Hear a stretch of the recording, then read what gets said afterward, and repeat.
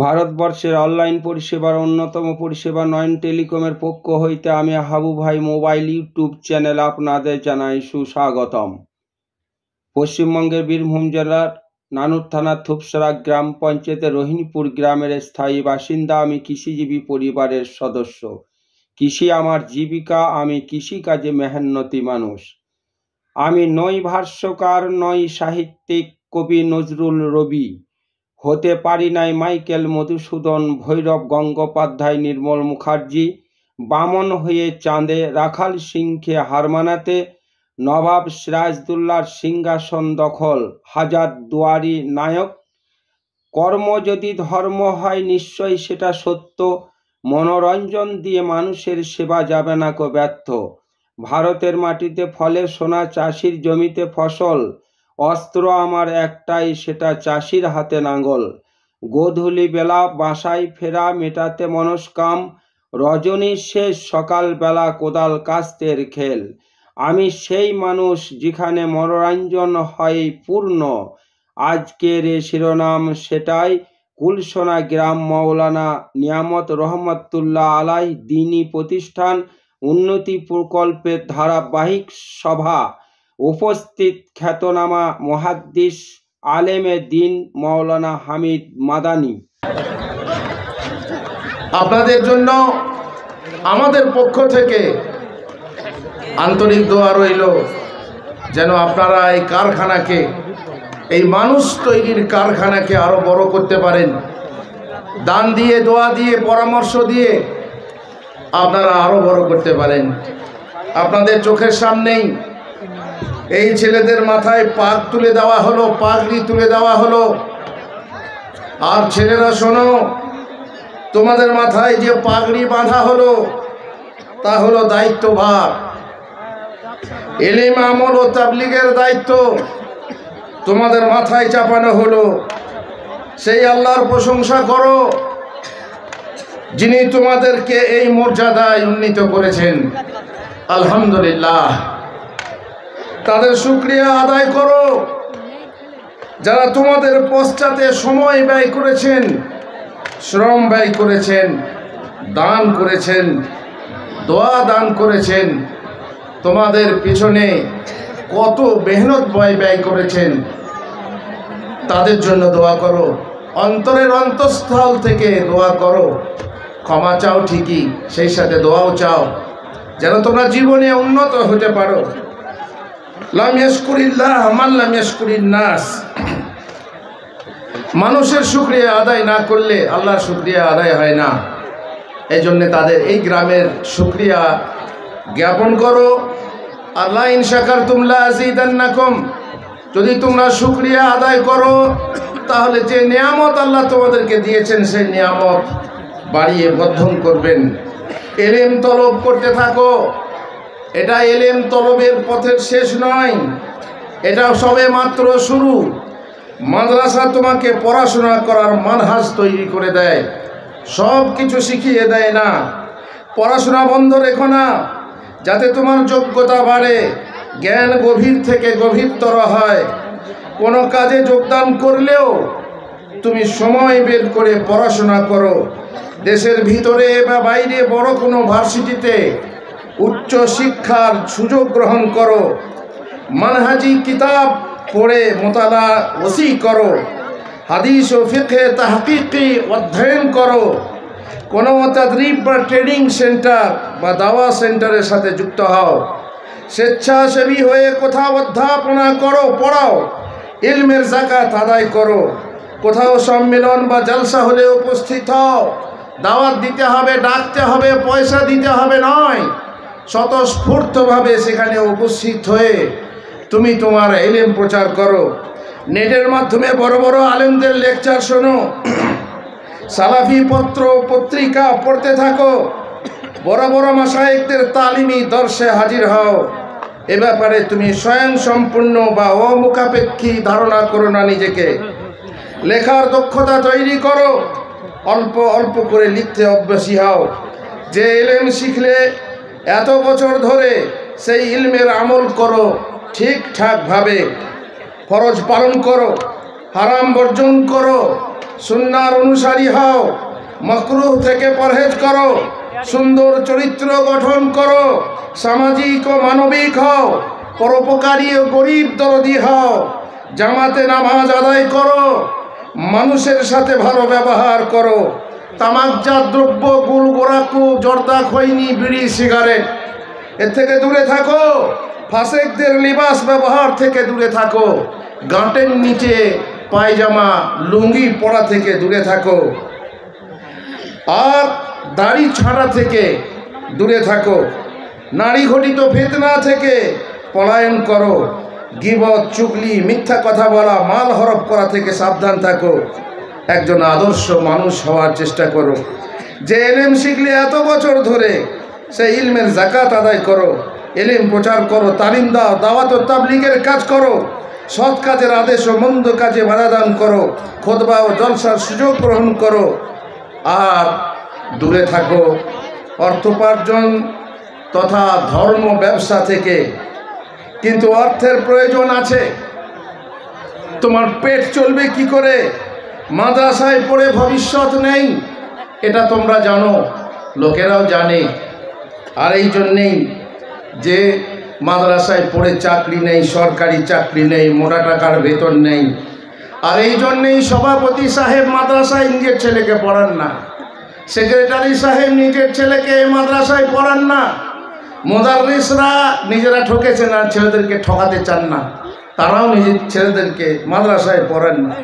তোমরা অতভাগা নও, তোমরা হচ্ছে সৌভাগ্যবান যে এই মাদ্রাসায় পড়াশোনা করার পরে আলু ভাত খেয়ে, কচু ভাত খেয়ে তোমরা যে মর্যাদা অর্জন করেছো, সেই মর্যাদা আল্লাহর কাছে এত বড় যে তোমরা কল্পনাও করতে পারবে না। এই আয়োজন দেখেই বুঝতে পারছো যে তোমাদের মান আছে, সম্মান আছে সমাজে। সমাজে তোমাদেরকে ডেকে তোমাদের মাথায় পাগড়ি, তোমাদের মাথায় আমানত তুলে দেওয়া হলো যে তোমরা যেন তোমাদের দায়িত্ব পালন করো। আর টাকা তো অর্জন করতেই হবে, কিন্তু সেটা যেন প্রধান চিন্তা না হয়, প্রথম নিয়ত না হয়। আর টাকা আদায় করতে না পারলে বাড়ির লোকে তোমার কাছে চাইবে টাকা, টাকা আশা করবে। বাড়ির স্ত্রী তোমাকে বলবে, রাশি রাশি মিল করিয়াছ জড়ো, রচিতেছ বসি পুঁথি বড় বড়, মাথার উপরে বাড়ি পড়ো পড়ো, তার খোঁজ রাখো কি? গাঁথিছ ছন্দ দীর্ঘ হস্য, মাথা ও মুন্ড ছাই ও ভস্য, মিলেবে কি তাহে হস্তি ভস্য, না মিলে শস্য কণা, অন্ন জোটে না কথা জোটে মেলা। ওগো ফেলে দাও পুঁথি ও লেখনি, যা করিতে হয় করো হয় এখনি, এত শিখিয়াছ এটুকু শেখনি, কিসে করিয়াছে দুটো। ছাড়বে না, পয়সা চাই। তুমি হাদিস কোরআন খুব ফলাও করছো, বড় বড় বক্তৃতায় যাচ্ছ, বড় বড় পুঁথি লিখছো, কিন্তু টাকা কই?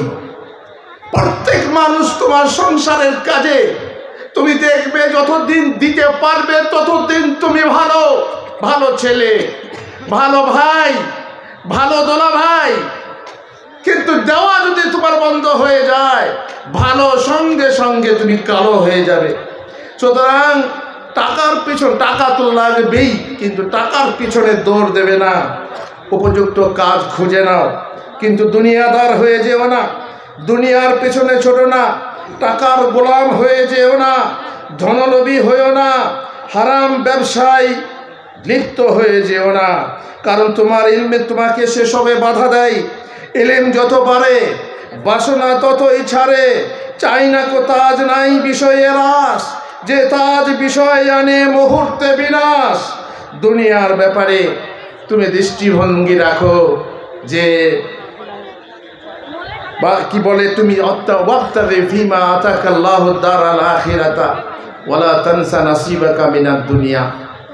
দুনিয়া যতটুকু দরকার তোমাকে উপার্জন করতে হবে পেট চালাবার জন্য, সংসার চালাবার জন্য, স্ত্রী কন্যার ভরণ পোষণের জন্য, কিন্তু আসল উদ্দেশ্য হবে আইলায়ে কায়মাতুল্লাহ, আল্লাহ তাআলার সন্তুষ্টি লাভ এবং আখিরাতে জান্নাত লাভ।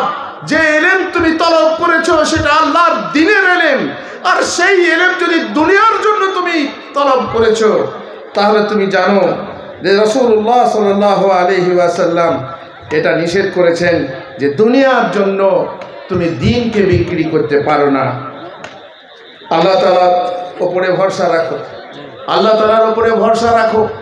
তোমার দ্বীন চলবে, তোমার দুনিয়া চলবে, এবং দুনিয়া তোমার পিছনে পিছনে ছুটবে। আল্লাহ তাআলার ওয়াদা আছে যে তুমি আমার ইবাদতে তাফাররাগলি ইবাদাতি, তুমি আমার ইবাদতের জন্য ফারেগ হয়ে যাও, দুনিয়া আমি তোমাকে দান করব। ইমাম হও, মুদাররিস হও, বক্তা হও, লেখক হও, তুমি নিয়তে ইখলাস রাখো, নচেত পরকালের শাস্তির জন্য প্রস্তুত থেকো। যেহেতু রাসূলুল্লাহ সাল্লাল্লাহু আলাইহি ওয়াসাল্লাম বলছেন, মান তাআল্লামা ইলমান মিম্মান ইবতাগা বিহি ওয়াজহুল্লাহ লা ইয়াতাআল্লামুহু ইল্লা লিয়ুসিবা বিহি আরাদাম মিনাদ দুনিয়া লাম ইয়াজিদ আরফাল জান্নাতি ইয়াউমাল কিয়ামাহ। যে ব্যক্তি এমন কিছু শিক্ষা করলো, ইলম শিক্ষা করলো, যে ইলম দ্বারা আল্লাহর সন্তুষ্টি অর্জন করা যায়, সে যদি কেবল দুনিয়া কামানোর জন্য অর্জন করে, গাড়ি বাড়ি টাকা অর্জন করার জন্য যদি করে থাকে, কিভাবে গাড়ি করব, কিভাবে বাড়ি করব, কিভাবে টাইল করব, কিভাবে নিজে বড়লোক হব, তাহলে জেনে রেখো কিয়ামতের দিনে তুমি জান্নাতের সুগন্ধও পাবে না। আর অধ্যাপনা ও দাওয়াতের মাঝে মানহাজ ঠিক করে সালাফি মানহাজকে গ্রহণ করো। আকীদা সালাফি, মানহাজেও সালাফি, খালাফি মানহাজ থেকে দূরে থাকো। তোমার দাওয়াত যেন মানহাজ হারা না হয়, খিচুড়ি মার্কা না হয়, ধর্ম নিরপেক্ষদের মধ্যে তাদের মতো ফিরকা নিরপেক্ষ যেন না হয়। আর খুব সাবধান থেকো যেন তোমার ঈমান, তোমার আকীদা সবসময় সহি থাকে। অতিরঞ্জন ও আবেগী দোষ থেকে দূরে থাকো। অবজ্ঞা ও অবহেলার পথ এড়িয়ে চলো। নম্রতা ও ভব্যতা সভ্যতার পথ অবলম্বন করো। কঠোরতা ও কর্কশতা থেকে দূরে থাকো। হিকমত অবলম্বন করো, মধ্যপন্থা অবলম্বন করো। কাযালিকা জাআলনাকুম উম্মাতান ওয়াসাতা।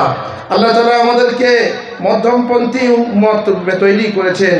ফিরকাবন্দির বেড়াজালে আবদ্ধ হয়েও না, দরাদরির জীবন পথে দলকানা হয়ে যেও না। ইউটিউবে যার তার এর ওর কথা শোনো না। মধুর মাঝে বিষ থাকতে পারে, সেটা কিন্তু জেনে রেখো। কোনো জামাত বা দেশের পক্ষপাতিত্ব করতে গিয়ে বাড়াবাড়ি বা ছাড়াছাড়ি করো না, অহংকারী হইও না। তুমি আলেম হয়েছ, বক্তা হয়ে গেছো, লেখক হয়ে গেছো, তুমি খবরদার অহংকারী হইও না। খবরদার বলো না আমি ওর থেকে ভালো, আনা খায়রুম মিনহু, যেমন শয়তান বলেছিল। খবরদার বলো না ও কিছু জানে না, ও কি জানে। খবরদার বলো না ও আমার ছাত্র, ওকে আমি পড়াই, ওকে আমি পড়িয়েছি। আর খবরদার অহংকার প্রদর্শন থেকে দূরে থাকবে। খুব সাবধান, মানুষের সাথে হাস্য মুখে কথা বলবে, তাদের সাথে বিনয় প্রয়োগ করবে। যত তোমার ইলম বাড়বে, তত তোমার বিনয় বাড়বে। আর একটা নসিহত করি, কোন কাবীরান ওয়ালা তাকুন মুতাকাব্বিরা। তুমি বড় হও, বড় হতে হতে তুমি আকাশ স্পর্শ করো, কিন্তু তোমার পা দুটো যেন মাটিতে থাকে। তোমার পা যেন মাটি থেকে উঠে আকাশের দিকে চলে না যায়, তাহলেই তোমার বিপদ আসবে। অহংকারে তোমার পতন ঘটবে। আর জেনে রেখো, মান তাওয়াদা লিল্লাহ রাফাআহুল্লাহ। যে ব্যক্তি আল্লাহর ওয়াস্তে বিনয়ী হবে, আল্লাহ তাকে উঁচু করবেন। অল্প জ্ঞানী লাফায় বেশি, মধ্যম জ্ঞানী চুপ, পূর্ণ জ্ঞানীর বিনয় বেশি। শান্ত তাহার রূপ। তারকা হওয়ার স্বপ্ন দেখো, কিন্তু তোমার পা দুটো যেন মাটিতে থাকে। সত্যিকারের তালেবে ইলম হও, কিতাব ও সহিহ সুন্নাহ তোমার দলিল হোক, সালাফদের পথ তোমার মানহাজ হোক। প্রকৃত হকপন্থী আলেমকে চিনতে শেখো, তাকে সম্মান করো, তার পরামর্শ গ্রহণ করো। বড়দের কাছে গর্ব করো না, ছোটদের সাথে তর্ক করো না। পদলোভী গদিলোভী হয়েও না, বরং নেতৃত্ব চেয়েও না, কারো প্রতিদ্বন্দ্বী হয়েও না। আল্লাহ রাসূল সাল্লাল্লাহু আলাইহি সাল্লাম বলেছেন, লা তাআল্লামুল ইলমা লিতুবাহু বিহিল উলামা। তোমরা শিক্ষা গ্রহণ করো না যাতে করে তোমরা উলামাদের সাথে গর্ব করবে। ওলা তুমারু বিহি সুফাহা, কিংবা মূর্খদের সাথে তোমরা তর্ক বিতর্কে করবে তার জন্য না। ওয়ালা তাখাইয়ারুল মাজালিস, আর তোমরা নিজেদের পদ গদি লাভ করবে তার জন্য নয়। ফামান ফাআলা যালিকা ফান্নারু ওয়ান্নার, যে ব্যক্তি এমন কাজ করবে তার জন্য জাহান্নাম আর জাহান্নাম। কথায় কথায় যাকে তাকে কাফের ফতোয়া দিও না। আলেম হওয়ার পরে মুফতি সাহেব হয়ে যেও না। ও হাফেজ সাহেবরা, তোমরা কোরআন মাজিদ মুখস্থ করলে আতা গাছে তোতা পাখি মুখস্থ তো হয়েছে, কিন্তু ইতিপূর্বের যে আলোচনা থেকে শুনলে শুধু হাফেজ হলে হবে না, তার মানে বুঝতে হবে। কবরের যে ঘটনা তোমরা শুনলে, যে ফেরেশতা যখন 3টে প্রশ্নের জিজ্ঞেস করে তুমি উত্তর দিতে পারবে, তখন বলবে কাইফা দারাইতা, তুমি কি করে জানলে? তখন তুমি বলবে কারাতু কিতাবাল্লাহ ওয়া সাদ্দাকতুহু, আমি আল্লাহর কিতাব পড়েছি এবং আমি সেটাকে সত্যায়ন করেছি। কখন সত্যায়ন করবে? যখন তুমি তার মানে বুঝবে, যখন তার উপরে আমল করবে, তবে সত্যায়ন হবে।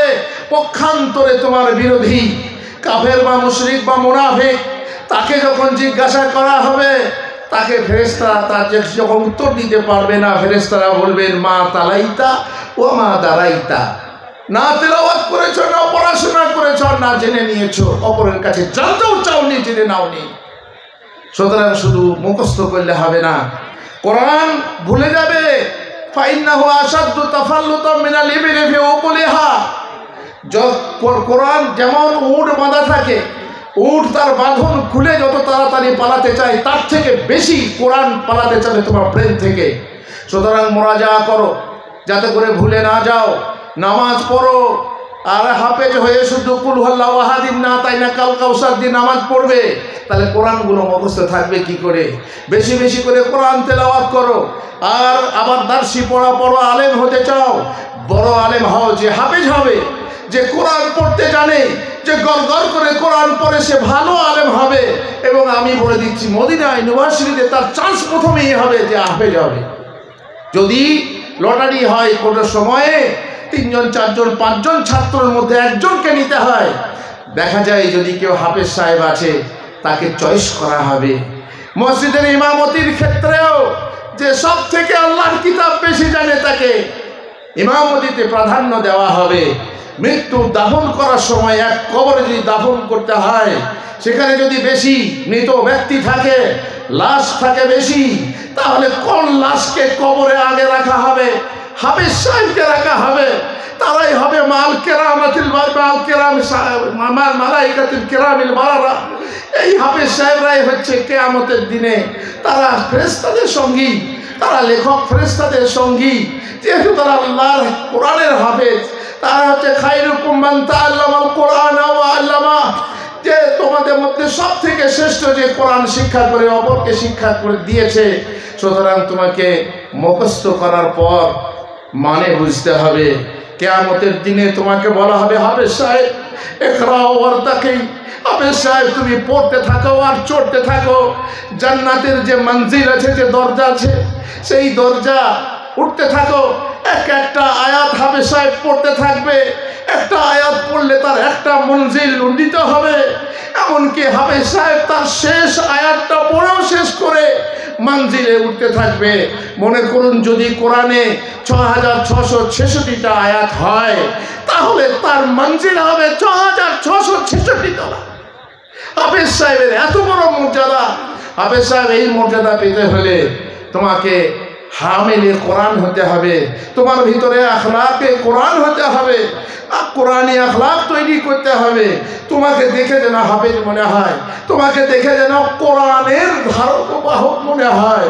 সেই মতো তোমাকে মানে বুঝতে হবে এবং সেই অনুযায়ী আমল করতে হবে। তবে সেই দিনে কিয়ামতে তোমাকে বলা হবে ইকরা ওয়ারতাকি। তোমার মাথায় মুকুট, সম্মানের মুকুট দেওয়া হবে, তোমার মা বাপকে সম্মানের জামা পরানো হবে। হাফেজ সাহেব তোমার মা বাবাকে সম্মানের জামা পরে সবাই দেখে সবাই অবাক হবে। এখন তোমার মা বাবারা শুনছেন, হয়তো বা এসেছেন তোমার বাবা, দেখছেন তোমার মাথায় পাগড়ি বাঁধা, কত যে আনন্দ ভিতরে, আনন্দের লহরী ছুটছে বুকের ভিতরে। ছেলে আমার হাফেজ হয়েছে, ছেলে আমার আলেম হয়েছে, এই ছেলে আমার দোয়া করবে কাল কিয়ামতের দিনে কেউ আজ দোয়া করলে কাল কিয়ামতে কাজে লাগবে। ফেরেশতা হঠাৎ করে বাবা এক মঞ্জিলে ছিলেন, মঞ্জিল উন্নীত হলো, তখন ফেরেশতা লোক জিজ্ঞাসা করবে যে ফেরেশতা এটা আমার এই উন্নতি কি করে হলো? তখন বলবেন ইস্তিগফারি ওয়ালাদিকা লাক, তোমার ছেলে তোমার জন্য ইস্তিগফার করেছে, তাই তোমার এই মঞ্জিল উন্নীত হয়েছে। সুতরাং হাফেজ সাহেব এবং আলেম সাহেব সবাইকেই বলি, যতক্ষণ না তুমি ঠিক মতো পড়াশোনা করে তা বুঝেছো, আমল করেছো, ততক্ষণ পর্যন্ত এইসব মর্যাদার অধিকারী হতে পারবে না। আর একটা হাফেজ সাহেব খুব খতরনাক হাদিস আমাদেরকে শোনায়।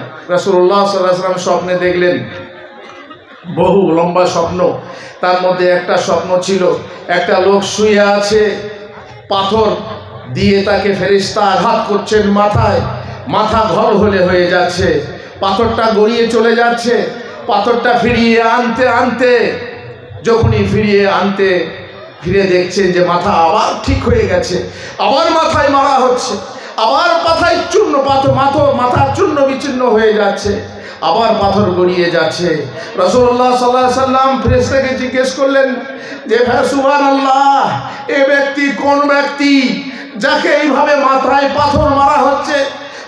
তখন ফেরেশতারা বলবেন, এ হচ্ছে সেই ব্যক্তি যে কোরআন হিফজ করেছিল, যার মধ্যে কোরআনের জ্ঞান ছিল, কোরআনের ইলম ছিল, কিন্তু সে না রাতে তেলাওয়াত করত আর না দিনে তার উপরে আমল করত। এমন হতে পারে দিনের বেলায় মোল্লাগিরি আর রাতের বেলায় কলাই চুরি, এইভাবে। আর ওই কানা ইয়ানামু আনিস সালাতিল মাকতুবা, সে ফরজ নামাজ থেকে ঘুমিয়ে থাকতো, ফজরের সময় তার চেতনা হয় না, ফজরের জামাতে গিয়ে নামাজে শরীক হতে পারে না। যে হাফেজকে ইমামতি করার দরকার, সেই হাফেজকে কাতারের পেছনেও দেখা যায় না। যদি এইরকম হাফেজ হয়, তার মাথা ভারী হয় ফরজ নামাজ পড়তে জামাতের সাথে। যদি আলেম সাহেব হয়ে, দুঃখের বিষয়, আমার এক গ্রাম আছে, নাম করছি না, সেখানে বহু আলেম আছে, হাফেজও আছে। একদিন গিয়ে নামাজ পড়লাম, ফজরের নামাজ, আমি আর তিনি হচ্ছেন মুয়াজ্জিন। তো বলছেন, বলি সাহেব কি বলবো, আমাদের গ্রামে অনেক আলেম আছে, হাফেজ আছে, কিন্তু ফজরের জামাতে দেখছেন আমি আর আপনি সবাই ঘুমিয়ে আছে, আমল নেই। আর ছুটি, মাদ্রাসায় অনেকে মুদারিসি করছে, অনেকে বাইরে থাকে ইমামতি করছে, ছুটি পেয়েছে, নামাজেও ছুটি হয়ে গেছে, জামাতের ছুটি হয়ে গেছে, এই জন্য ছুটিতে নামাজ পড়তে আসে না জামাতে, বিশেষ করে ফজরের জামাতে। আমি আর উনি আর কেউ নাই, আল্লাহর কসম। এই যদি অবস্থা হয় হাফেজ সাহেব, আলেম সাহেব, তাহলে বুঝতে পারছো যে যেমন তোমার মাথা ভারী হচ্ছে দুনিয়াতে নামাজ কায়েম করতে, নামাজ পড়তে নয়, নামাজ কায়েম করতে যদি মাথা ভারী হয়, কিয়ামতের দিনে তোমার মাথায় আঘাত করে মাথাকে হালকা করা হবে। আর আরও বলছি, ফতোয়াবাজি করো না, ফতোয়া নিয়ে তর্কাতর্কি করো না, সবসময় বিনয়ী হবে, অপরের রায়কে, অপরের মতকে শ্রদ্ধা জ্ঞাপন করবে, স্বার্থবশে ইলম গোপন করো না, প্রচারে নিন্দুকের নিন্দাকে ভয় পেও না, উদ্ভট মশলা নিয়ে ভাইরাল হতে চেও না, এমন কথা বলো না, লা তাকুল বিকাউলিন লাইসা লাকা ফীহি বিইমাম, এমন কথা বলে এখনো ইমাম বলে যায়নি, সেটা তুমি নতুন উদ্ভট কথা দিয়ে তুমি ভাইরাল হতে চেও না। তুমি পরেশগার আলেম হও, তাকওয়া তোমার আমলে শোভা পাক। আর মহানবী সাল্লাল্লাহু আলাইহি ওয়াসাল্লাম আবু যার গিফারিকে ওসিয়ত করে বলেছিলেন, আমি তোমাকে ওসিয়ত করছি, তুমি গোপনে ও প্রকাশ্যে আল্লাহকে ভয় রাখবে, খারাপ কিছু করলে ভালো কাজ করবে, কারো নিকট হতে অবশ্যই কিছু চাইবে না, এমনকি সওয়ারির পিঠে বসে থাকা অবস্থায় তোমার হাত থেকে চাবুকটি পড়ে গেলেও তা কাউকে তুলে দিতে বলবে না, কোনো আমানত গ্রহণ করবে না, আর দুজনের মাঝে মীমাংসাকারী হবে না। সুতরাং চাওয়া জিনিসটা খুব খারাপ। মাদ্রাসার জন্য চাওয়াটা আলাদা, আল্লাহর জন্য চাওয়ার নিজের ব্যক্তিগত চাওয়া এক নয়। আমাকে যদি আল্লাহর জন্য ভিখারি হতে হয়, আমাকে যদি ভিখারি বিদ্যা বলে আমাকে কেউ তুচ্ছ করে, তো আমি তাতে রাজি আছি, সেই ভিখারি হতে আমি রাজি আছি, আল্লাহর জন্য ভিক্ষা করতে রাজি আছি। যে মাল তোমাকে এসে মাদ্রাসায় পৌঁছে দেওয়ার কথা ছিল, সেই মাল আমি যাচ্ছি তোমার ঘরে আনতে, আর উল্টে তুমি আমাকে ভিখারি বানাচ্ছ। সেই জন্য তোমাকে জবাবদিহি করতে হবে কিয়ামতের মাঠে। শুনে নাও পুরুষরা, মা বোনেরা, শুনে নাও ভাইরা মায়েরা, এই মাল উচিত হচ্ছে জাকাতের মাল, আল্লাহর মাল, আল্লাহর হক, আল্লাহর কাছে, আল্লাহর যাদেরকে অধিকারী বানিয়েছেন তাদের কাছে পৌঁছে দেওয়া কর্তব্য। তা নয় যদি তোমার দরজায় এসে কেউ চাইছে, তাকে তুমি ভিখারি, তাকে তুমি তাচ্ছল্য করবে, তুমি তাকে এই মাদ্রাসা বিদ্যাক্ষেত্রে ভিখারি বিদ্যা বলবে, এটা উল্টা চোর গৃহস্থকে ডাটে, এটা করা উচিত নয়। সুতরাং সাবধান হয়ে যাও। তোমার দেখো আলেম তৈরি হচ্ছে, এই ছেলেরা বড় হবে, সাদকায়ে জারিয়া হবে, এরা আবার আলেম তৈরি করবে, তারা আবার আলেম তৈরি করবে, কিয়ামত পর্যন্ত এই সিলসিলা চলতে থাকবে। ও কলসোনার গ্রামবাসী, তোমাদের এই সোনা বাড়তে থাকবে আর বাড়তে থাকবে, সোনার পাহাড় দেখবে কিয়ামতের মাঠে। সুতরাং তোমরা খবরদার তুচ্ছ করো না। যারা অবজ্ঞা করছো মাদ্রাসাকে, আমাদের মুফতি সাহেব শোনালেন যে অনেকে এই মাদ্রাসাকে অ্যাভয়েড করে, এই আরবি শিক্ষাকে অ্যাভয়েড করে, যেহেতু এই শিক্ষার দাম নেই। যেমন উনিও কথাই ইঙ্গিত করলেন, যেহেতু এই শিক্ষার কোনো ভবিষ্যৎ নেই, সরকারি চাকরি নেই, মোটা টাকার বেতন নেই, এই জন্য এই লোককে তুচ্ছ করা হয়। আমাদের মতো হতভাগা যারা, এই হতভাগারা মাদ্রাসায় এসে আলু ভাত খেয়ে, না পেটে পেটে কাঁচা পেঁয়াজ কামড়ে খেয়ে, বাসি ভাত খেয়ে মানুষ হয়েছি। আর এছাড়া কত কষ্ট করে মানুষ হয়েছে বাসি ভাত খেয়ে খেয়ে। আল্লাহ তাদেরকে মর্যাদাকে বাড়িয়ে দেন, আল্লাহ তাদের মর্যাদাকে দুনিয়া ও আখিরাতে বাড়িয়ে দেন, বর্ধন করুন। আর বেশি কিছু বলবো না। তোমাদেরকে আমি শেষ ওসিয়ত করছি যে তোমরা এই গ্রামের প্রতি কৃতজ্ঞ হও, তাদের জন্য দোয়া করো, তোমাদের ওস্তাদদের জন্য দোয়া করো, এবং যারা তোমাদের পেছনে মেহনত করেছে তাদের জন্য দোয়া করো। আর যেমন বললাম, নিজের ইলমকে বহন করো আমানতের সাথে, তার অর্থ বুঝে আমল করো। আর তুমি মুত্তাকি পরহেজগার হও, যাতে সবাই খুশ হয়, তুমি নিজে এবং তোমার মা বাবা এবং এই গ্রামে যারা যে মাদ্রাসা থেকে তুমি পাশ করলে তাদের মুখ উজ্জ্বল হয়। কোনোদিন এলে যদি তুমি আসো, তখন বলবে এই ছেলে আমার বাড়িতে খেত, এই ছেলে আমাদের মাদ্রাসায় পড়তো, এই ছেলে কত ভালো, নাম হবে, আকাশের উজ্জ্বল তারকা হবে, এবং এই দুনিয়ায় তোমার সম্মান আর আখিরাতেও তোমার সম্মান বর্ধন হবে। আল্লাহ তোমাদেরকে সেই তৌফিক দান করুন। আল্লাহুম্মা আমিন। ওয়া সাল্লাল্লাহু আলা নবিয়িনা মুহাম্মদ ওয়া আলা আলিহি ওয়া সাহবিহি আজমাইন।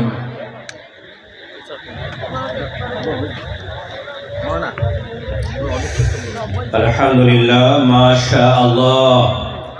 নাতিশীতোষ্ণ আবহাওয়ায় আমাদের মাতৃভাষায় ছন্দ অলঙ্কার মিশ্রিত প্রাঞ্জল সাবলীল অতি মূল্যবান উপদেশ আমরা শুনলাম। প্রথমে বলেছিলাম আমরা মুসলিম জাতি, সামি'না ওয়া আতা'না, আমরা শুনি এবং মানি। সুতরাং যা শুনলাম সেগুলো আমরা মানব। বিশেষ করে যে সমস্ত ছাত্ররা মাদ্রাসা নিয়ামতুল্লাহ থেকে ফারাগাত করলে তাদেরকে শায়েখ যেভাবে উপদেশ দিলেন, ঠিক তোমরা সেইভাবে নিজের জীবন অতিবাহিত করবে। এখন তোমরা এখন তোমরা এক এক করে যেতে পারো। সম্মানীয় উপস্থিতি, আপনারা মাদ্রাসায় যে টাকাটা দেন, মাদ্রাসা কমিটি বাৎসরিক অডিট করেন এবং নিখুঁত হিসাবে টাকাটা ঠিক মাদ্রাসার স্বার্থে কত খরচ হচ্ছে ঠিক তারা বলেন। এই জন্য অডিট রিপোর্ট পেশ করার জন্য আমি আপনাদের সম্মুখে আমাদের বর্ধমান জেলা জমিয়তে আহলে হাদিসের মাননীয় সম্পাদক ডাক্তার শাহজামান সাহেব অনুরোধ করব যে তিনি মাদ্রাসা নিয়ামতুল্লাহ অডিটর হিসাবে ছিলেন, এই জন্য তিনি অডিট পেশ করবেন। জমিয়তে আহলে হাদিসের সম্মানীয় সভাপতি হাফেজ নাসরুল ইসলাম এবং শায়েখ নিয়ামতুল্লাহ আল কাসমি হাফেজাহুল্লাহ আছেন, এবং মঞ্চে বিভিন্ন উলামায়ে কিরামের উপস্থিতিতে মঞ্চ আলোকিত হচ্ছে। সম্মুখস্থ উপবিষ্ট সমবয়স্ক বয়োজ্যেষ্ঠ ও বয়কনিষ্ঠ, পর্দার অন্তরালে সমবয়স্কা বয়োজ্যেষ্ঠা ও বয়কনিষ্ঠা, আবাল বৃদ্ধ বনিতা, জাতি ধর্ম বর্ণ নির্বিশেষে যারা আমাদের আলোচনা শুনছেন, আলোচনার শুভারম্ভে সকলকে থাকলো শ্রেণীগতভাবে যথাযথ অফুরন্ত আন্তরিক শ্রদ্ধা, অভিনন্দন ও সেনাশিস। সম্মানীয় উপস্থিতি, মিশকাতুল মাসাবি হাদিস নাম্বার 130 এবং 131, হাদিসের বর্ণনাকারী আবু হুরায়রা রাদিয়াল্লাহু আনহু এবং বারা বিন আযিব রাদিয়াল্লাহু আনহু তিনি বলেন, ক্বাল রাসূলুল্লাহ সাল্লাল্লাহু আলাইহি সাল্লাম, আল্লাহ রাসূল সাল্লাল্লাহু আলাইহি সাল্লাম বলেন, ইযা উকবিরাল মাইয়িত, যখন মৃতকে কবরস্থ করা হয়, যখন আমরা মরে যাই, আমরা মুসলিমরা ডেড বডিটাকে কবরস্থ করি। পৃথিবীতে ভিন্ন ধর্মের যারা আছেন তারা তাদের ডেড বডিটাকে বিভিন্নভাবে চক্ষু আড়াল করে, অর্থাৎ কবরস্থ করে। আমরা কয়েকদিন আগে দেখলাম রাম মন্দিরের প্রধান পুরোহিত মারা গেলে তাকে গঙ্গার মধ্যেখানে নিয়ে গিয়ে তার ডেড বডিটাকে ফেলে দেওয়া হলো। এটা তাদের আকীদা যে যত খারাপ কাজ করুক, পাপের কাজ করুক, মার্ডার করুক, চুরি করুক, জিনা করুক, যত রকম কাবিরা গুনাহ আছে করুক, অতঃপর গঙ্গার স্নান করলে সব ধুয়ে মুছে পরিষ্কার হয়ে যায়। আমাদের কিন্তু এ আকীদা নয়। তো ইযা উকবিরাল মাইয়িত, যখন মৃতকে কবরস্থ করা হবে, আমাদের এক শ্রেণীর লোক আছেন যখন কেউ মারা যায় তাদের বডিটাকে তারা আগুনে জ্বালায়। যেভাবেই তারা তাদের বডিটাকে চক্ষু আড়াল করুক না কেন, সহিহ বুখারীতে এ ব্যাপারে একটা হাদিস বর্ণিত হয়েছে বেশ কয়েকবার। আল্লাহ রাসূল সাল্লাল্লাহু আলাইহি সাল্লাম বলেন, কানা রাজুলুন ফি বানি ইসরাইল, বানি ইসরাইলের যুগে একটা লোক ছিল, লাহু আমওয়ালুন কাসীর ওয়া আওলাদুন কাসীর, যে লোকটার অনেক সম্পদ ছিল, অনেক সন্তান ছিল। ফালাম্মা হাতুদেরা, যখন ওই লোকটা মরণাপন্ন অবস্থায় হলো, দাআ লিবানিহি, তিনি তার সন্তানদের ডাকলেন। অকাল লাহুম, তাদেরকে বললেন, আনা কাইফা আবুকুম, বলো তো আমি তোমাদের কেমন পিতা। কল, তারা বলল, আনতা খায়রু আবিন, আপনি আমাদের উত্তম পিতা। অতঃপর তিনি বললেন, ইসমাউনি, যখন আমি মরে যাব, ফাউকিদুনি, তোমরা আমার ডেড বডিটা আগুনে জ্বালাবে। ফাহেমুনি, আগুনে জ্বালিয়ে কয়লা করবে। ফাসহেকুনি, অতঃপর তোমরা সেটা পিসবে। সুম্মা জাররুনি ফি ইয়াউমিন আসিফিন ইনদাল বাহার, অতঃপর সমুদ্রের কাছে নিয়ে গিয়ে হাওয়াতে উড়িয়ে দেবে। ঠিক ওইভাবে যখন লোকটা মরে গেল, তার সন্তানরা ওইভাবেই করলো। আল্লাহ তাআলা হাওয়াকে আদেশ করলেন, কান্নাহু রাজুলুন ওয়াকিফুন বাইনা ইয়াদাই রহমান, লোকটা একেবারে রহমানের সামনে দাঁড়িয়ে। আমি এখানে বোঝাতে চাইছি যে যখন আমরা কেউ মারা যাই, যে জাতির হোক না কেন, যেভাবেই তাদের বডিটাকে চক্ষু আড়াল করানো হোক না কেন, এটাকে বলা হয় কবরস্থ করা। ইদা উকবিরাল মাইয়িত, যখন মৃতকে কবরস্থ করা হয়, আতাহু মালাকানে, কবরে দুজন ফেরেশতা আসেন। আসওয়াদানে, তাদের দুজনের শরীরের রং হয় কালো। আজরাকানে, তাদের দুজনের চক্ষু হয় নীল। ফাইজলিসানিহি, অতঃপর ওই দুজন ফেরেশতা ওই লোকটাকে উঠে বসায়, সে যে জাতের হোক না কেন। ওয়াইয়াস আলানিহি, তারা দুজন তাকে প্রশ্ন করে, তিনটে প্রশ্ন করে। কি প্রশ্ন করবে? প্রথম প্রশ্ন, মান রব্বুকা, তোমার রব কে? লোকটা মোমেন হলে উত্তরে বলবে, রব্বি আল্লাহ, আমার রব আল্লাহ। দ্বিতীয় প্রশ্ন, মা দিনুকা, তোমার দিন কি? লোকটি উত্তরে বলবে, দীনি আল ইসলাম, আমার দিন ইসলাম।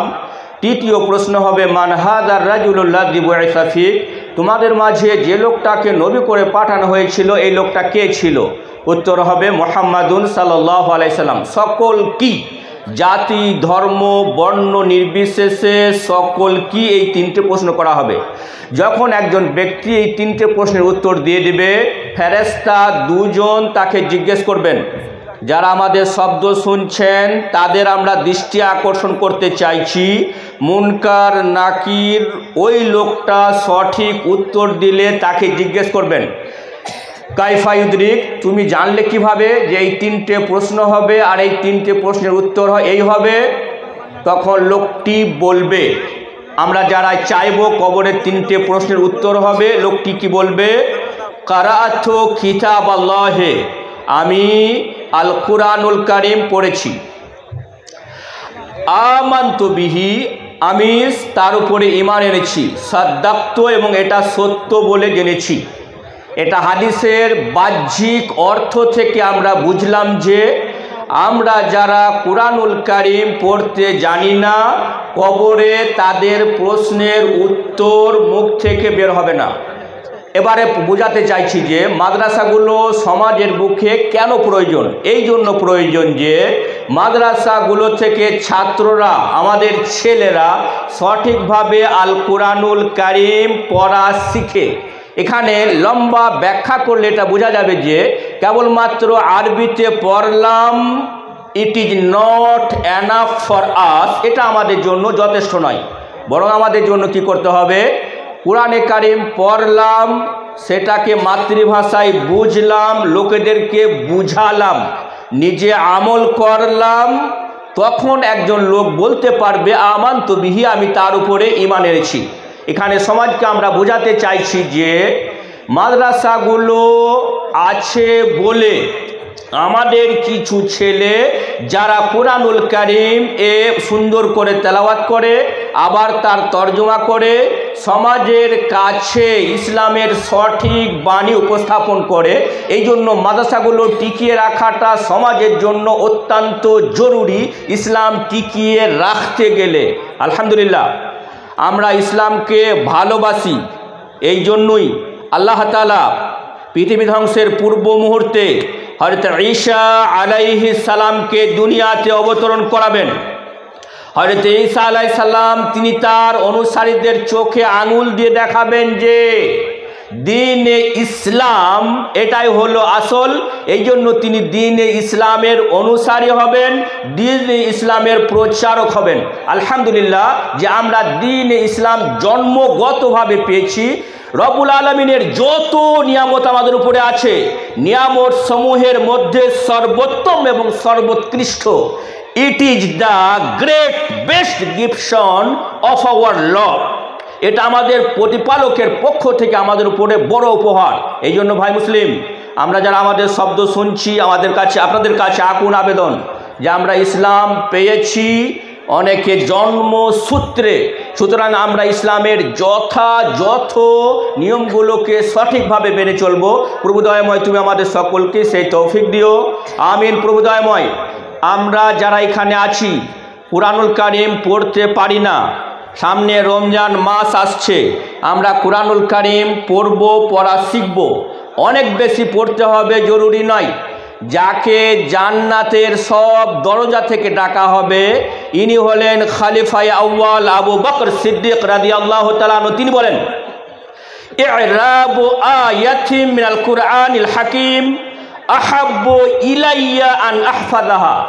কুরআনুল কারীমের একটা আয়াত বুঝে পড়া, একটা আয়াত মুখস্থ করার চাইতে আমার নিকটে উত্তম।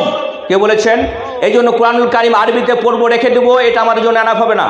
বরং আমরা চেষ্টা করব রব্বুল আলামিন আমাদেরকে কি মেসেজ দিয়েছেন সেটাকে বুঝবো, সেই অনুযায়ী আমল করব এবং মুসলিম জাতিকে সেই দিকে আমরা আহ্বান করব। এটা আমাদের দায়িত্ব।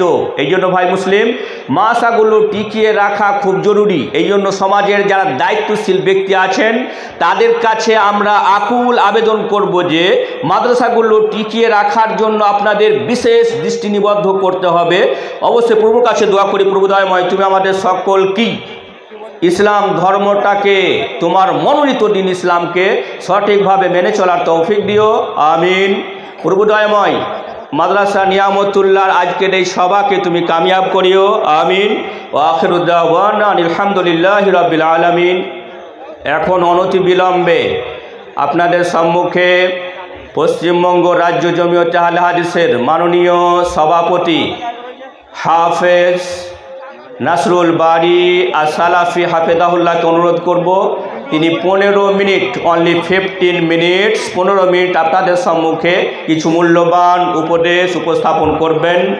এই জন্য পুনরায় তাকে আবার অত্যন্ত নম্রতার সাথে স্টেজে মাইকে আসার জন্য অনুরোধ করছি। হাফেজ নাসরুল ইসলাম আসালাফি হাফেজাহুল্লাহ।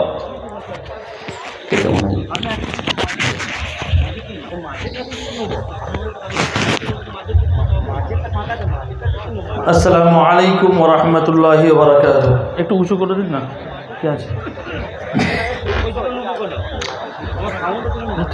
আলহামদুলিল্লাহি রাব্বিল আলামিন ওয়াসসালাতু ওয়াসসালামু আলা রাসূলিহিল কারীম, আম্মা বা'দ, ফাআউযু বিল্লাহি মিনাশ শাইতানির রাজীম, বিসমিল্লাহির রহমানির রহিম। قال الله تبارك وتعالى في القرآن المجيد: يا أيها الذين آمنوا قوا أنفسكم وأهليكم نارا إلى آخر الحديث. وقال النبي صلى الله عليه وسلم: من يريد الله به خيرا يفقهه في الدين. رواه البخاري. মঞ্চের উপবিষ্ট মঞ্চের যোগ্যতম সভাপতি এবং দুই বাংলার খ্যাতনামা আলিম ফাজিলাতুল শেখ আব্দুল হামিদ আল মাদানী, এছাড়াও অন্যান্য যোগ্যতম আলেম ওলামায়ে কেরাম এবং আমার সম্মুখে উপস্থিত শ্রোতা মণ্ডলী, সকলকে জানাই আজকের এই মহতী অনুষ্ঠানের উপস্থিত হওয়ার জন্য সকলকে ধন্যবাদ এবং মুবারকবাদ জানাই।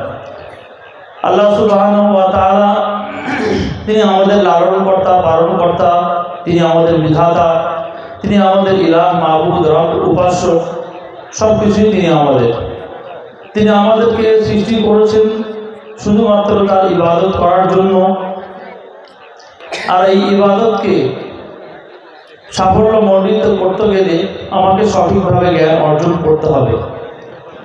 আর এই জ্ঞান অর্জন করার মাধ্যমই হলো এই মাদ্রাসা, যে মাদ্রাসায় আজকে উপস্থিত হতে পেরে মাদ্রাসার বাৎসরিক অনুষ্ঠানে আল্লাহ রাব্বুল আলামিন আমাদেরকে এখানে আনার সুযোগ দান করেছেন। তাই জন্য তার দরবারে আমরা শুকরিয়া জানাই।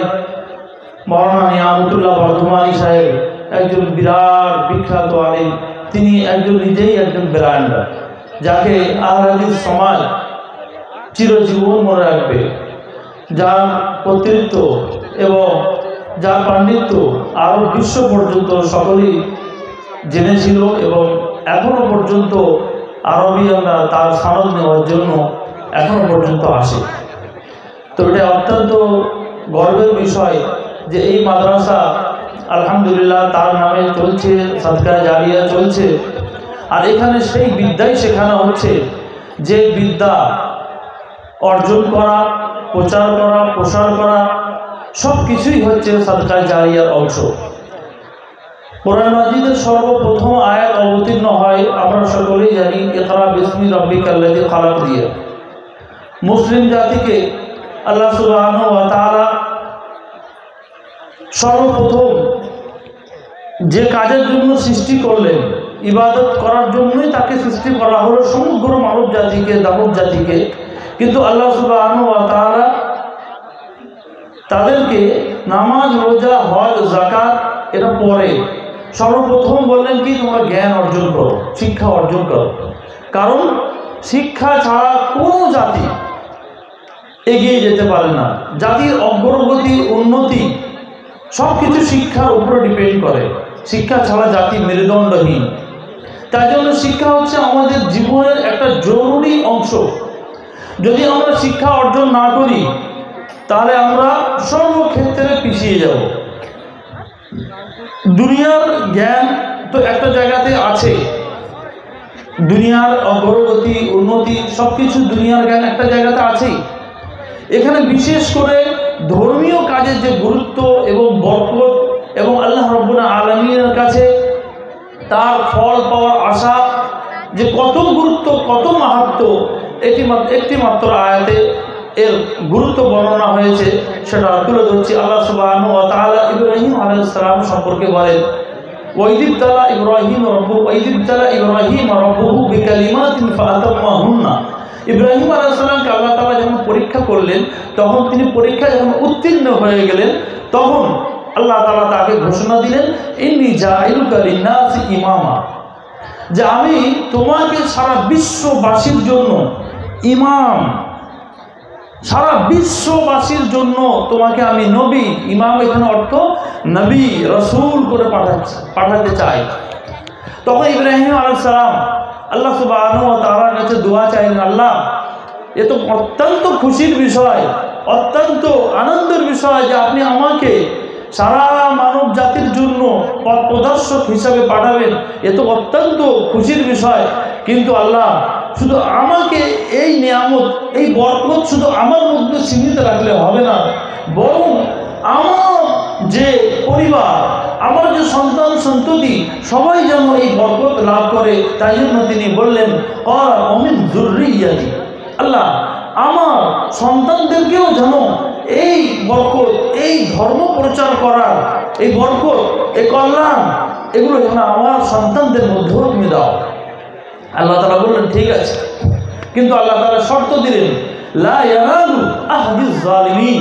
ইব্রাহিম, সব তো ঠিক আছে, কিন্তু তোমার সন্তানদের মধ্যে, আমার বান্দাদের মধ্যে, তোমার সন্তানদের মধ্যে যে কেউ জুলুম অত্যাচার করবে, চাই নিজের উপরে হোক, চাই অপরের উপরে হোক, চাই আল্লাহ রাব্বুল আলামিনের সাথে শিরক করে হোক, শিরক এক ধরনের জুলুম অত্যাচার, যে জুলুম অত্যাচার করবে, এখানে বিশেষ করে শিরকের কথাটা বেশি মূল্যবান এই আয়াতের মধ্যে, যে যারা শিরক করবে বা শিরক সম্পর্কিত আরও যে দ্বীনকে পরিবর্তন করার মতো বিদআত করা, আরও অন্যান্য কিছু করা, এই কাজগুলো যারা করবে, আল্লাহ সুবহানাহু ওয়া তাআলা ঘোষণা দিলেন, তারা কিন্তু আমার এই ওয়াদা, আমার এই কথা যে আমি আশ্বাস দিয়েছি যে তোমার সন্তানদেরকেও আমি এই পৃথিবীতে নবুয়ত দান করবো, রাসূলত্ব দান করব, এবং পৃথিবীর তাদেরকে ইমাম বানাবো, যদি তারা শিরক করে তাহলে কিন্তু আমার এই ওয়াদা কিন্তু তারা পাবে না।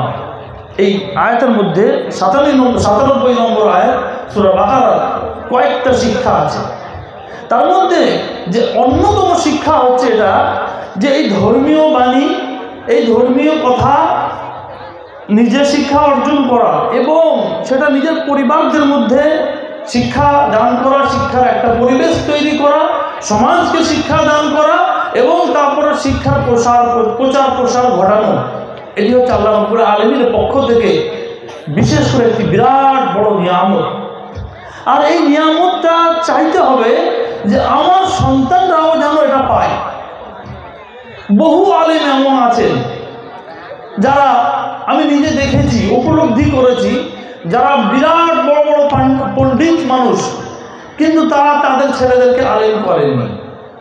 বা এখনো অনেক আলেম দেখা যায় যে তোর ভাই আমার এই সংসার ভালো করে চলে না, মসজিদের ইমামতি করে এই 9,000 10,000 টাকা বেতন, বা মাদ্রাসা পড়িয়ে আমার 16,000 17,000 টাকা বেতন, আর আমি এই আমার ছেলেপিলেদেরকে আমি আর এই লাইনে পড়াবো না। কিন্তু আল্লাহর কসম, সে এখনো পর্যন্ত শরীয়তকে বুঝতে অসমর্থ। তাহলে ইব্রাহিম আলাইহিস সালাম যে দুয়াটা চাইলেন, আল্লাহ আমার সন্তানদেরকেও এই বরকত তুমি দান করো, তাহলে এর লাভটা কি হলো? তাহলে আমি যে দ্বীন অর্জন করলাম, দ্বীনের জ্ঞান অর্জন করলাম, আমার সন্তানদেরকে যদি আমি আবার দ্বীনের পথে না লাগালাম, তাহলে কিন্তু আমার কথা আর আমার কাজ দুটো কিন্তু মিলছে না। তাই জন্য অত্যাধিক জরুরি প্রতিটি মানুষের জন্য যে সে ইব্রাহিম আলাইহিস সালামের দোয়াকে নিজের জীবনে বাস্তবায়ন করার জন্য যেন এই মাদ্রাসা, যেখানে একদম গোড়া থেকে নিয়ে একজন যুবককে পুরো আলিম তৈরি করা হয়, বুখারী মুসলিম সহ বিভিন্ন ধর্মীয় পুস্তকাদি তাকে পড়ানো হয়, কি জন্য? যাতে সে ধর্মীয় পাণ্ডিত্য অর্জন করে সঠিকভাবে দ্বীনকে প্রচার প্রসার করতে পারে। এটা একদম প্রতিটি মানুষের জন্য জরুরি যে ইব্রাহিম আলাইহিস সালামের দোয়া এবং আমাদের নবী মুহাম্মদুর রাসূলুল্লাহ সাল্লাল্লাহু আলাইহি ওয়াসাল্লাম যিনি দুনিয়া থেকে চলে গেছেন, কিন্তু তিনি বলে গেছেন নবী আর আসবে না, আর নবীদের পরিবর্তে আলেম ওলামা থাকবে। এই আলেম ওলামা হচ্ছে ওয়ারাসাতুল আম্বিয়া, নবীদের উত্তরাধিকারী, নবীদের ওয়ারিসগণ। আম্বিয়ারা টাকা পয়সা রেখে যায় না, স্বর্ণ মুদ্রা রূপ মুদ্রা রেখে যায় না। আর আম্বিয়ারা কি রেখে যায়? আম্বিয়ারা রেখে যায় এই জ্ঞান, ইলমে মিরাস। এই জ্ঞান অর্থাৎ আল্লাহ রাব্বুল আলামিনের তরফ থেকে প্রদত্ত শরীয়তের জ্ঞান, এটাই তারা রেখে যান। সুতরাং আমরা যারা নিজেকে মুসলমান বলে দাবি করি, আমরা যেন প্রত্যেকেই এই খেয়াল রাখি যে আমার যদি 4টে সন্তান হয়, তাহলে আমি একটা সন্তানকে অতি অবশ্যই মাদ্রাসায় পড়াবো। আর যিনি আলেমে দ্বীন, যাকে আল্লাহ রাব্বুল আলামিন এই বরকত দান করেছেন, এই কল্যাণ দান করেছেন, তাকে তো অবশ্যই উচিত যে তার যে কটা ছেলে আছে সব কটাকেই দ্বীনের পথে লাগানো। যেহেতু ওয়ামান আহসানু কাওলাম মিম্মান দাআ ইলাল্লাহি ওয়া আমিলা সালিহান ওয়া ক্বালা ইন্নানি মিনাল মুসলিমিন। পৃথিবীর ইতিহাসে এর থেকে ভালো আর কাজ কি হতে পারে? যে ভালো কথা বলে, এবং ভালো কথা মানে কোরআন ও হাদিসের কথা, এবং লোকেদেরকে আল্লাহর পথে ডাক দেয়, এর থেকে ভালো কাজ আর কি হতে পারে?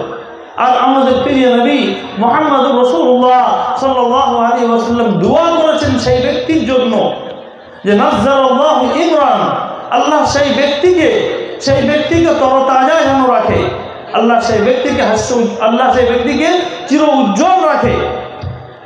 কাকে? যে আমার কথা শুনবে। নবী সাল্লাল্লাহু আলাইহি ওয়াসাল্লাম বলছেন যে আমার হাদিস মুখস্থ করে, এবং সে হাদিস শুনে মুখস্থ করে, এবং সে হাদিসটাকে প্রচার করে। আর এই প্রচার করার মধ্যে আবার তিনি দুটো বাক্য আবার বললেন যে কতগুলো বাহক দিন প্রচারকারী এমন হয় যে সে দিনকে প্রচার করে দেয় এমন ব্যক্তির কাছে যে সে তার থেকেও বেশি অত্যাধিক জ্ঞানী হয়। আবার লাস্টে এই বাক্য বললেন, এটা আবু দাউদের হাদিস, যে অনেক দিনের জ্ঞান বাহক যে হয়তো মুখস্থ করে বিদ্যাটাকে ছড়িয়ে দিচ্ছে, কিন্তু তার মধ্যে ফিকহের জ্ঞান নেই। ফিকহের জ্ঞানটা কি? মানে গূঢ় তত্ত্ব, যে কোরআন এবং হাদিস থেকে যে আল্লাহ রাসূলের উদ্দেশ্যটা কি, এই কথাটা এখানে বলেছেন, ওই কথাটা ওখানে বলেছেন, কেন? একই ব্যক্তিকে এক ব্যক্তি রাসূলুল্লাহ সাল্লাল্লাহু আলাইহি ওয়াসাল্লামের কাছে আসলেন, আর রাসূলুল্লাহ তাকে জিজ্ঞাসা করলেন, রাসূলুল্লাহ সাল্লাল্লাহু আলাইহি ওয়াসাল্লাম কে জিজ্ঞাসা করলেন সেই ব্যক্তি, ইয়া আল্লাহ রাসূল, আমি জিহাদ করতে চাই। তখন বললেন, ঠিক আছে, যাও তুমি জিহাদ করো। আরেকজন ব্যক্তি আসলো, জিজ্ঞাসা করলো, ইয়া আল্লাহ রাসূল, আমি জিহাদ করতে চাই।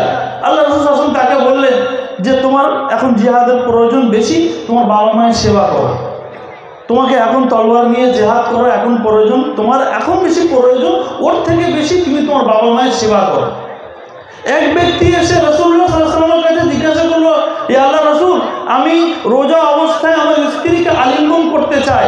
আল্লাহ রাসূল সাল্লাল্লাহু আলাইহি ওয়াসাল্লাম বললেন, না, তোমার জন্য পারমিশন নেই। আরেক ব্যক্তি এসে জিজ্ঞাসা করলো, ইয়া আল্লাহ রাসূল, আমি আমার স্ত্রীকে রোজা অবস্থায় আলিঙ্গন করতে চাই। আল্লাহ রাসূল তাকে অনুমতি দিলেন, ঠিক আছে, তুমি করতে পারো। তো স্থান কাল পাত্র ভেদে যে শরীয়তের যে একটা বিরাট তারতম্য হতে পারে আর হয়, এর নাম হচ্ছে ইসলামী ফিকহ। আর এই ব্যাপারে মহানবী মুহাম্মদ রাসূলুল্লাহ সাল্লাল্লাহু আলাইহি ওয়াসাল্লাম বলেছেন, মান ইউরিদিল্লাহু বিহি খায়রান ইউফাক্কিহু ফিদ্দীন। আল্লাহ রাব্বুল আলামিন যাকে পছন্দ করেন, যাকে ভালো চান, যার কল্যাণ চান, তাকে আল্লাহ সুবহানাহু ওয়া তাআলা ফিকহের জ্ঞান দান করেন। ফিকহ মানে কি? ওই কোরআন এবং হাদিসের একদম গূঢ় তত্ত্ব, নির্যাস সেই জ্ঞান গরিমা তাকে আল্লাহ রাব্বুল আলামিন দান করেন। আল্লাহ রাব্বুল আলামিন এটা বিরাট বড় কল্যাণ এবং রহম মানব জাতির প্রতি, যে কোরআন নাজিল করা, মুহাম্মদ সাল্লাল্লাহু আলাইহি ওয়াসাল্লামকে পাঠানো, আর সেই জ্ঞান, শরীয়তের সেই জ্ঞানকে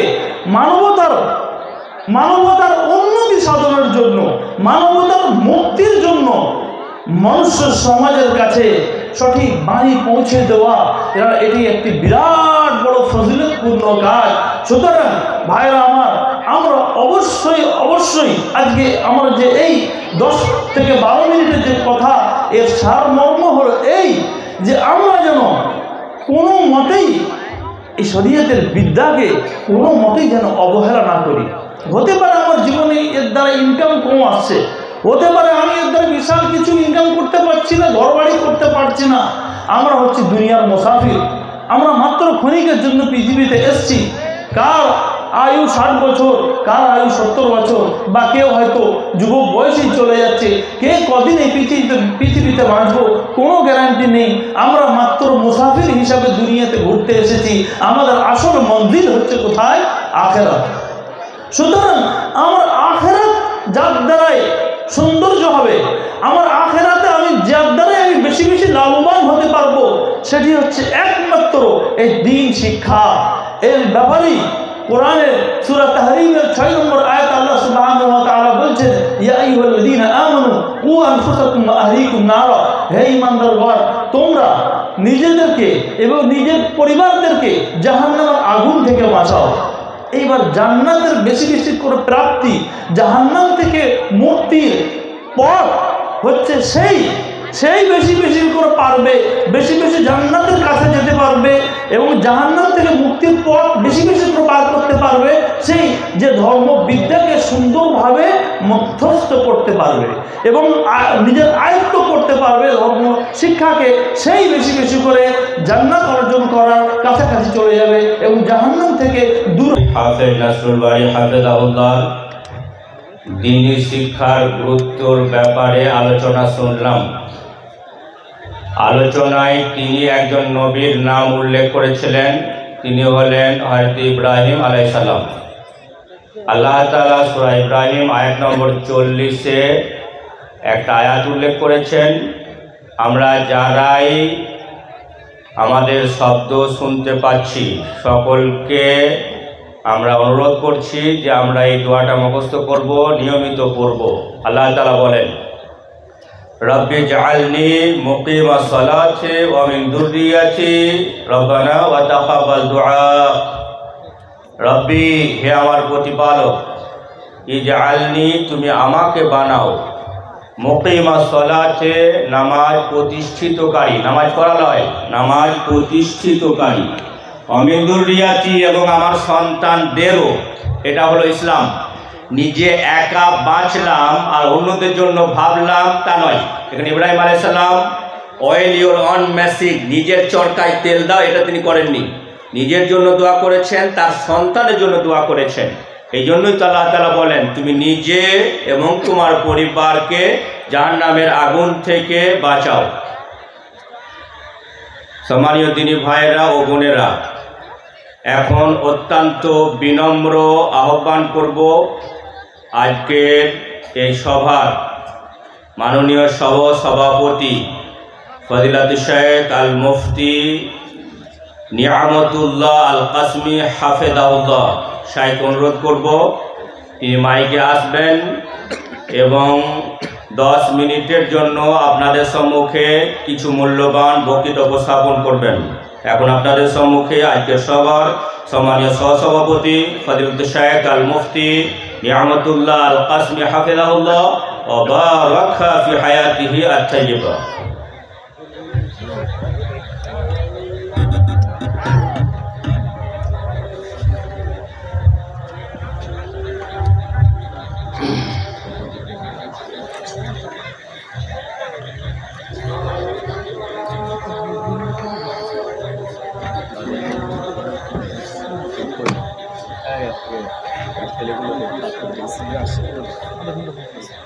बिस्मिल्लाहिर रहमानिर रहीम। अल्हम्दुलिल्लाहि रब्बिल आलमीन वस्सलातु वस्सलामु अला सय्यिदिल अंबिया'i वल मुरसलीन व अला आलिहि व अस्हाबिहि अजमाइन। अम्मा बाद, अऊज़ु बिल्लाहि मिनश शैतानिर रजीम। बिस्मिल्लाहिर रहमानिर रहीम। हुवल्लज़ी बअस फिल उम्मिय्यीना रसूलन मिनहुम यतलू अलैहिम आयातिहि व युज़क्कीहिम व युअल्लिमुहुमुल किताबा वल हिकमा व इन कानू मिन क़ब्लु लफ़ी ज़लालिम मुबीन। सदक़ल्लाहुल अज़ीम। वक़ाल रसूलुल्लाहि सल्लल्लाहु अलैहि वसल्लम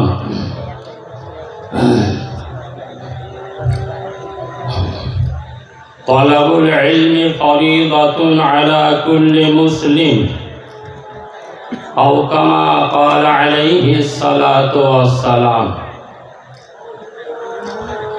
সম্মানীয় উলামায়ে কিরাম, সামনে উপস্থিত দিন দরদি মুসলিম ভাইয়েরা, পর্দার আড়ালে মা বোনেরা, আমি কোনো ভূমিকা না টেনে কোরআন মজিদের আয়াত পড়েছি, হাদিস শরীফ পড়েছি, এই সম্পর্কে অল্প কিছু কথা বলে সমাপ্ত করব। আল্লাহ তার পাক কালামে ইরশাদ করছেন যে আমি উম্মীদের মাঝে একজন রসুল পাঠিয়েছি। রসুলের প্রথম কাজ হলো আল্লাহর আয়াতকে উম্মতের মাঝে পৌঁছানো। তার দ্বিতীয় কাজ হলো উম্মতের আত্মার সংশোধন করা, আত্মার সংশোধনের মেহনত করা। তৃতীয় কাজ হলো কিতাব ও হিকমতের শিক্ষা দেওয়া। তিনটে বিষয়ে আলোচনা আল্লাহ করেছেন। আমরা যারাই মুমিন মুসলমান, আমাদের সবার উচিত হবে এই তিন বিষয়ে মনোনিবেশ করা। রসুলকে পাঠিয়েছেন মানুষের কাছে আল্লাহর আয়াতকে পৌঁছাতে, যাকে দাওয়াত বলা হয়। আল্লাহ পাক এই দাওয়াতের দায়িত্ব তার নবীকে দিয়েছেন যে আমার যাবতীয় আদেশ নিষেধ, শরীয়তের সব বিষয়কে উম্মতের কাছে পৌঁছাও। এই আদেশ নবীর মাধ্যমে আমাদেরকেও দেওয়া হয়েছে। আল্লাহ পাকের বিধান, আল্লাহ পাকের আদেশ নিষেধ সবগুলো যেভাবে আল্লাহ রসুল উম্মতের কাছে পৌঁছেছেন, এই মেহনতের মাধ্যমে উম্মত ইসলামকে পেয়েছেন, ইসলামের শিক্ষা, ইসলামের জ্ঞান লাভ করেছেন।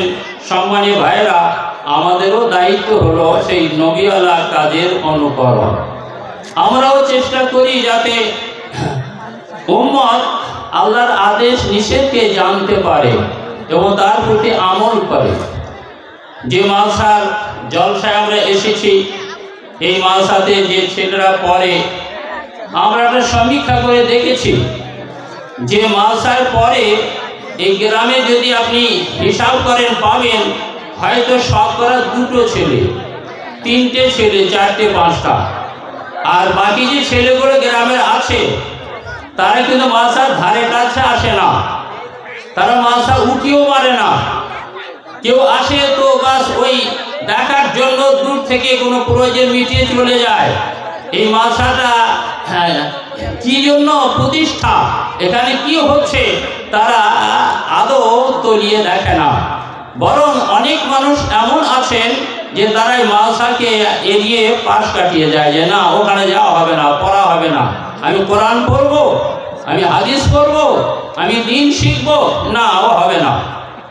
সম্মানীয় ভাইয়েরা, আমি তবলিগ জামাতের কাজ করি, এই জন্য বহু মানুষ কাছে দাওয়াত নিয়ে যায়, স্পষ্ট ভাষাতেই বলে ও কোরআনের শিক্ষা, হাদিসের শিক্ষা এই জমানায় চলবে না। তারাও মুসলমান। সম্মানীয় ভাইয়েরা, আমাদের দায়িত্ব ওই সব মানুষের কাছে যাওয়া, তাদের ভুল ভাঙানো, আদর করে পিয়ার ভরে মায়া মমতা দিয়ে তাদেরকে বুঝিয়ে আনা। ভাই, যদি আমি ইসলাম না শিখি, ইসলামের যে ফরজগুলো আছে আমি সঠিক আদায় করতে পারবো না।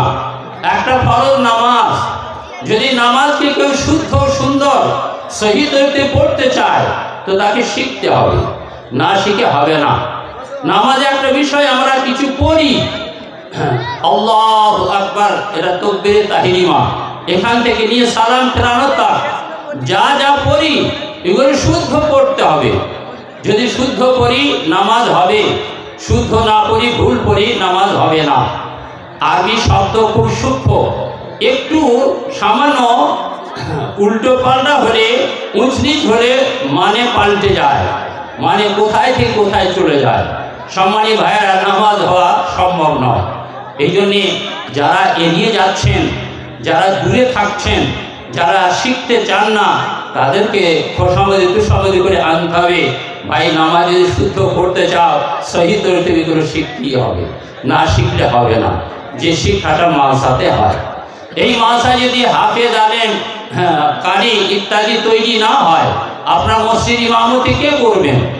অপরকে কোরআন কে শিখাইবেন? এই মাদ্রাসার অত্যন্ত প্রয়োজন। ওই সাথে আর একটা দিক আপনাদের বলছি, আমার নিজের অভিজ্ঞতা। আমি প্রায় 56টা মাদ্রাসার সভাপতি আছি, 2টো মাদ্রাসার সেক্রেটারি আছি, কয়েকটা মাদ্রাসার উপদেষ্টা আছি। অনেক সমীক্ষা করে দেখেছি এই মাদ্রাসায় ছেলেরা আসতে চায় না। আমি একটা মিশন করেছি।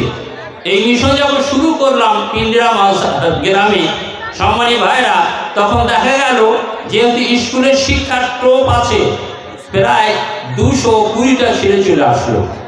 এরা বাংলা শিখবে আর তার সাথে দিন শিখবে, সব চলে আসছে। সম্মানী ভাইরা, এদের মগজে একটা কথা আছে, আমরা যদি দুনিয়ার শিক্ষাটা না নেই তো আমরা দুনিয়ার প্রতিষ্ঠিত হতে পারবো না। এই জন্য দুনিয়ার শিক্ষাটাই নিতে হবে, দিন শেখা যাবে না। এই ধারণায়, এই ভুল ধারণায় তারা মাদ্রাসা শিক্ষাকে এড়িয়ে দিয়ে দুনিয়ার শিক্ষাকে প্রাধান্য দিয়েছে।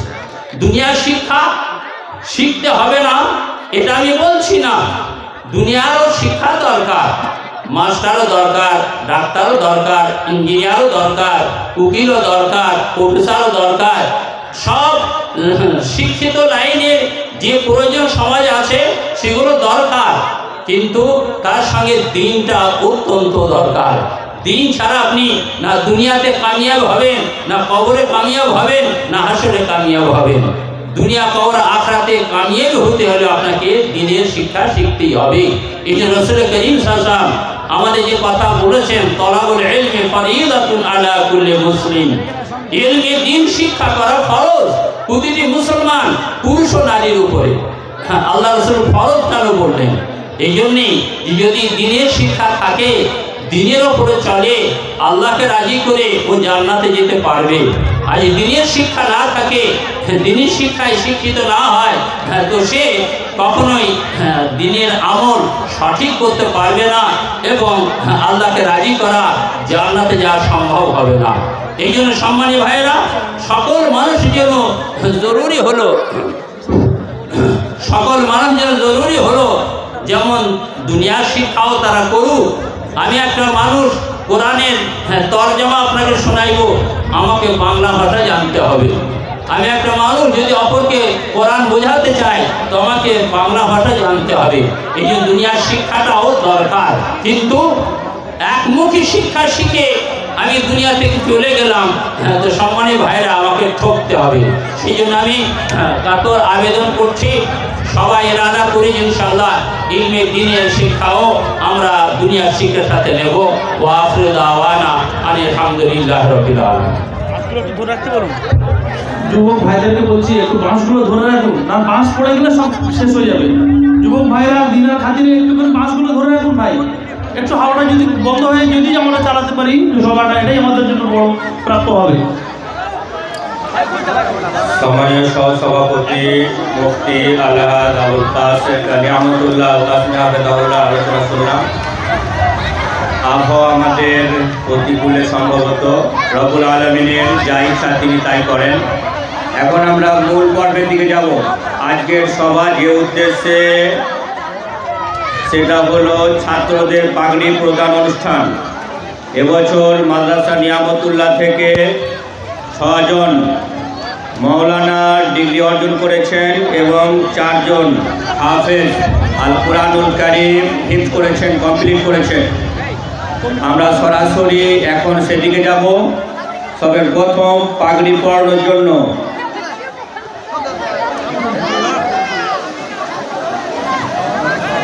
আজকের সবার মুখ্য অতিথি হিসাবে যাকে